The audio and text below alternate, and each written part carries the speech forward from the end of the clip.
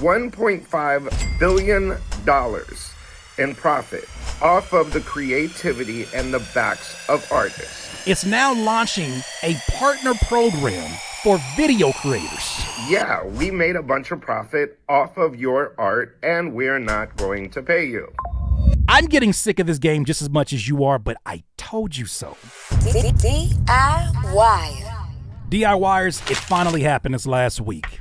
I got my green light up here. Spotify is finally turning a profit of $1.5 million after 18 years of not turning a profit. Shout out.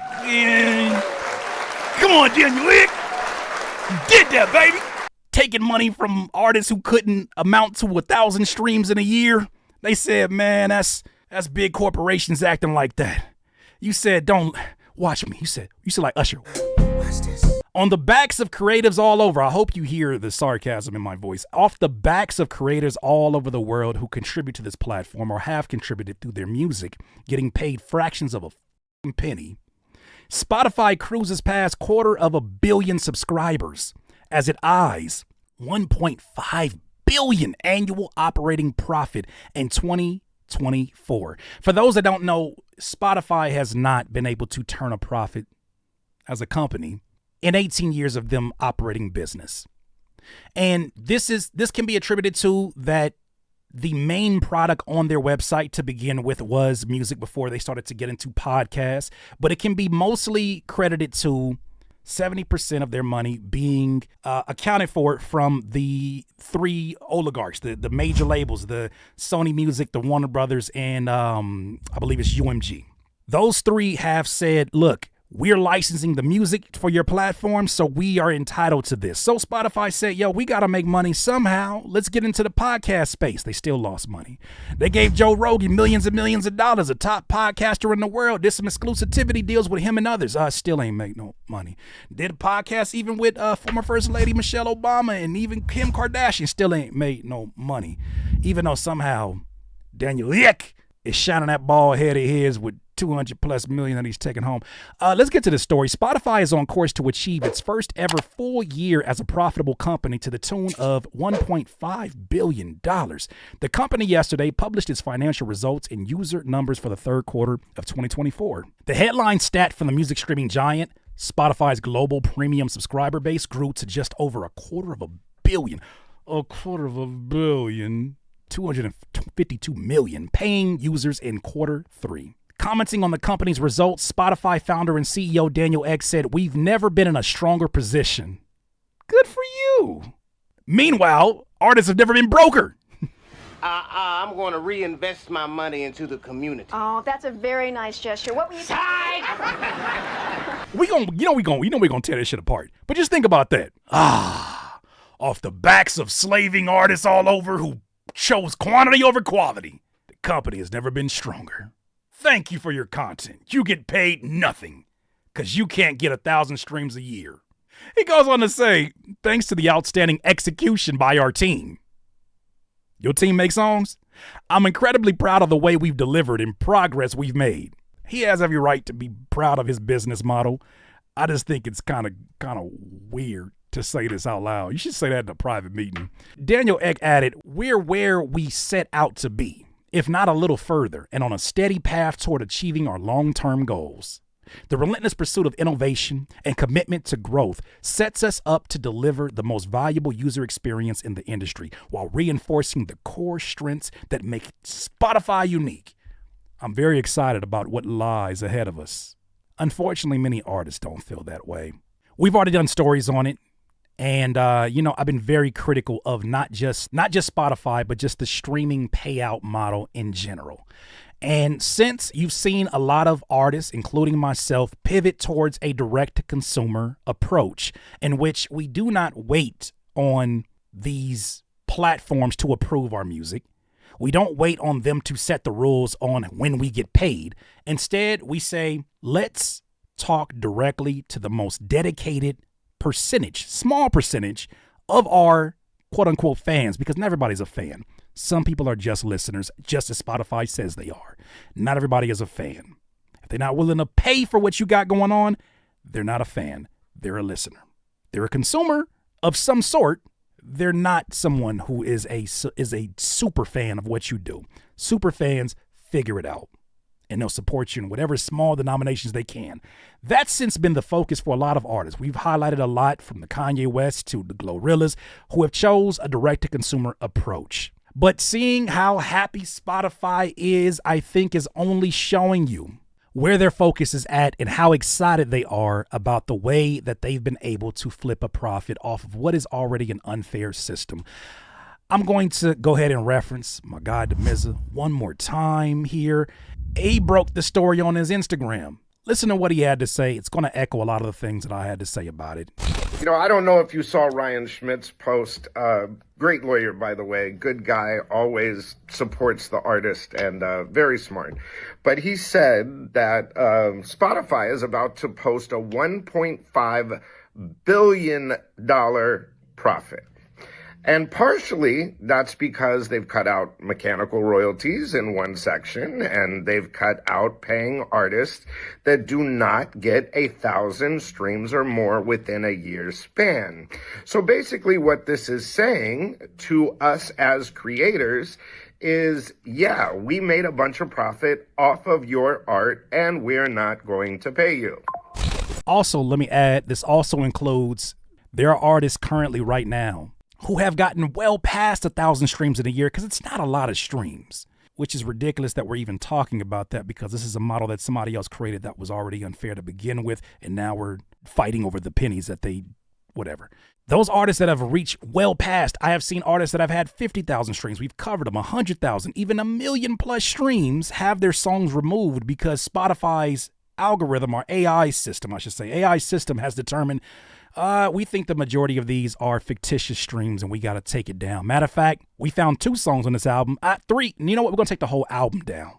Here we are now with Spotify boasting of a $1.5 billion in profits after they chose to cut the water off for a lot of independent artists and just some artists in general in signed situations.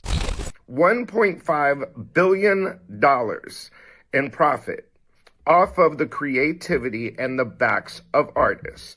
If you don't think that this is a problem, then you are freaking nuts. Artists, creators, creatives, have we had enough yet? I have, DeMizza. I have. Put my hand up. I have.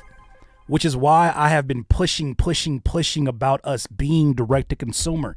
Now, independence is not for everybody. This shit is a lot of work. Like, real independence is not for everybody, the same way that running a business is not for everybody. We saw a stat off of Sync Money last week that said that, or a few weeks ago, that said that 80% of musicians that I guess were polled are not making above $20,000 a year. Outrageous. Because this model that is currently constructed for payouts was meant to save the record companies, not save the artists. Now, have artists found ways to make some respectable income? Absolutely. My argument has always been they deserve more for that traffic that they're driving. In any other business, especially if you're a marketer, you know how valuable it is when you can guarantee a company organic traffic to their platform. You know how much money they're willing to pay you if you can bring them subscribers, if you can bring them people who are willing to put all that money up for their business. You're so valuable to that company. But these companies like Spotify don't seem to view the artist that way. But they do view their podcasters that way. After what could have been an opportunity for them to say, you know what, we've made our first profitable year. We want to help these artists get a little kickback for the work that they've been putting in. No, that's not what they said. They said, in addition to us finally having a profiting year, taking away from songwriters all over the world, this is what they said next. Spotify says it's now launching a partner program with new monetization options for video creators. Somebody gonna have to tell the truth, and I'm gonna tell it. Meaning they're paying everybody except for what Spotify is fucking known for, which is the music.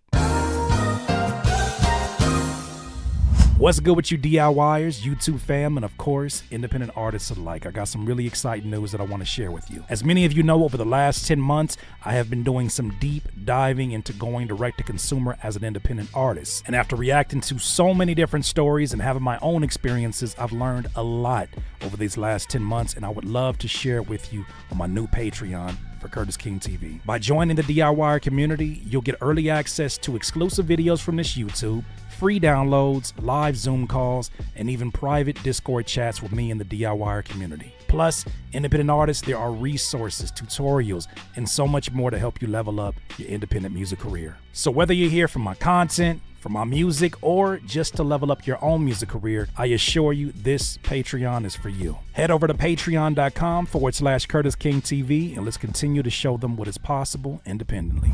Now, this makes sense from a business standpoint because obviously podcasting and having the ability to host video podcasting has obviously been a part of the way that they've turned this profit. They've also turned this profit by cutting out people who deserve to get paid for said traffic that they've generated through their streaming payout system, but we're not going to talk about them because who cares, according to them. But Spotify launches a partner program with new monetization options for video creators. You do this for video creators before the artists and the musicians. It says, does Spotify want to be the next YouTube? This might be a tall order for the music streaming service. But there's little doubt the Sweden headquartered company wants video to be a large part of its platform, and so far its efforts have been proving successful. As of last count, more than 170 million users have streamed a video on Spotify, up from 10 million in 2019, and the number of monthly active users who engage with video podcasts has jumped 60% year on year. Supply is growing along with demand. The number of video creators on the platform has jumped 50% in the past year, and there are now more than 300,000 video podcast shows on Spotify. I'm getting sick of this game just as much as you are, but I told you so. Do some of you recall when I did a video when I said that Spotify, like my now zoomed out point of view, I'm not putting my music back on streaming, but my new zoomed out point of view, these platforms are just social media platforms. What they're doing here, they're launching their bonus. Remember how Instagram had the bonuses for the reels? These are short bonuses like YouTube had. The fact that you would choose to do this first, it just feels like it's not at the very least, it's not in good taste. That's all translating into greater engagement on the platform. The average time spent by users on Spotify has grown from around 30 hours per month in 2020 to nearly 40 hours today. Now, Spotify has unveiled a series of new features to increase engagement with videos and entice video creators to its platform. So they're paying content creators on Spotify with a bonus program before they launch a bonus program for the artists who are also content creators. Now, you could also look at this as, well, the artists can now double dip. They can now create podcasts and they can create videos and take advantage of that. Maybe even run their music videos through those. Except you're missing the point that not every rapper, not every singer is a fucking podcaster. Some of them just like making music. But there's this effort, it seems, to force this upon everybody because it's true. You're going to find success to be a very uphill battle if you're not willing to make some content. There's very rare exceptions to the rule. If not established names already, it's very rare exceptions to the rule. Content is a requirement to some degree. But this is outrageous to me that you would launch this first. At its Now Playing event in Los Angeles, I should have went there. The company unveiled its new Spotify partner program that offers video and audio creator multiple revenue streams to monetize their content.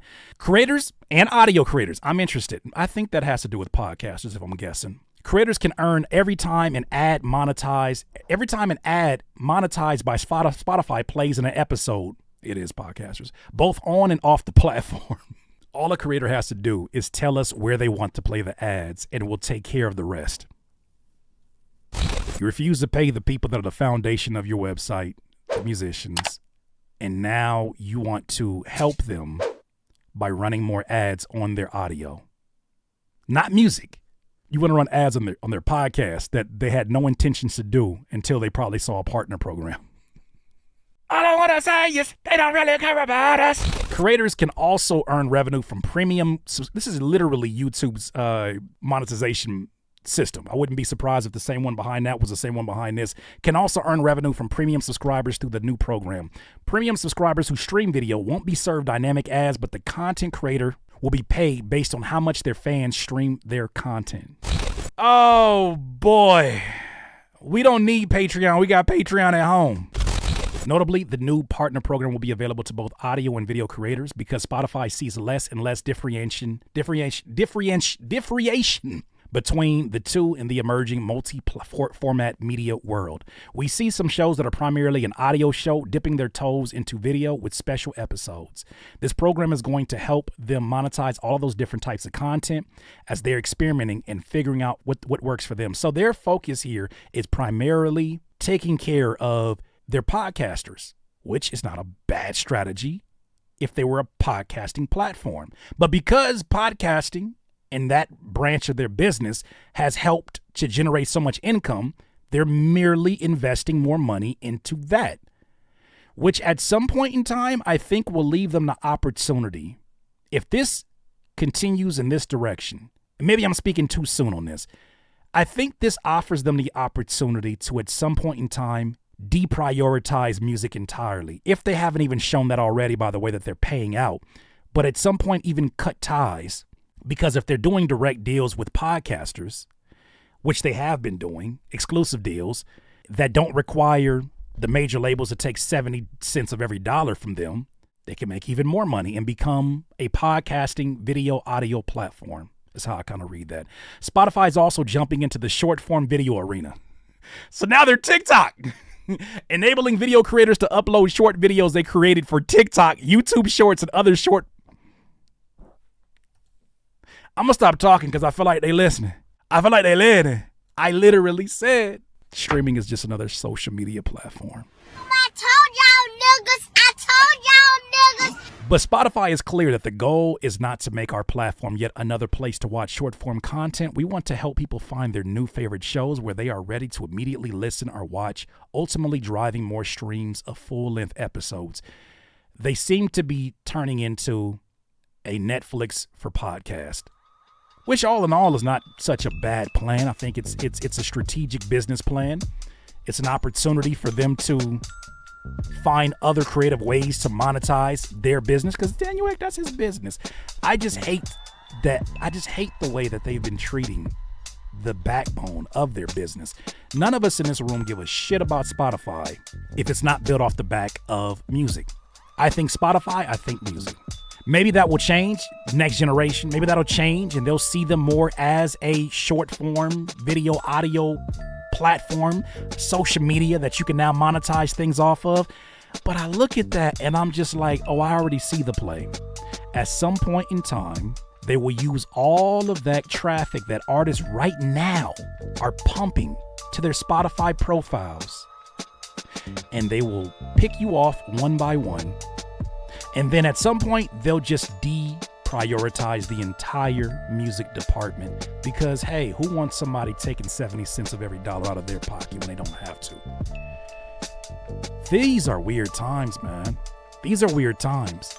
And I'm not even so much like that's a bad business model. I just hate, once again, that it's off the back of artists, specifically and more dominantly independent artists, which is why now I'm telling you it is not an option. You must learn, even if it's just one platform, how to sell your music to your audience. Because the thing about it is, so many people were concerned at one point in time about, well, my audience, I don't have fans. Okay, so you're already not making money, so this conversation is kind of not relevant to you, but follow me.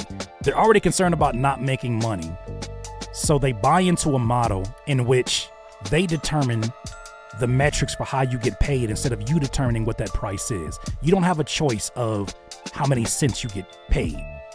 You don't even have a choice of whether or not you want a song to be free on these platforms. I'm going to say it. I said it last week and I'll say it again. If you don't make money off of your music, somebody else will. And it may not be directly off of your music, but it will be off of the business that is created from the traffic that you generate. Spotify now has a successful podcast video platform. That money had to come from somewhere. Who kept them afloat for all these damn years? It wasn't podcasting. Probably helped level it out. It was music. Interesting times. DIYers, those are my thoughts, though. You let me know what you think. DIYers, if you enjoyed this content, make sure that you hit the like button and maybe even consider subscribing. Come on, man. Don't be greedy. Peace.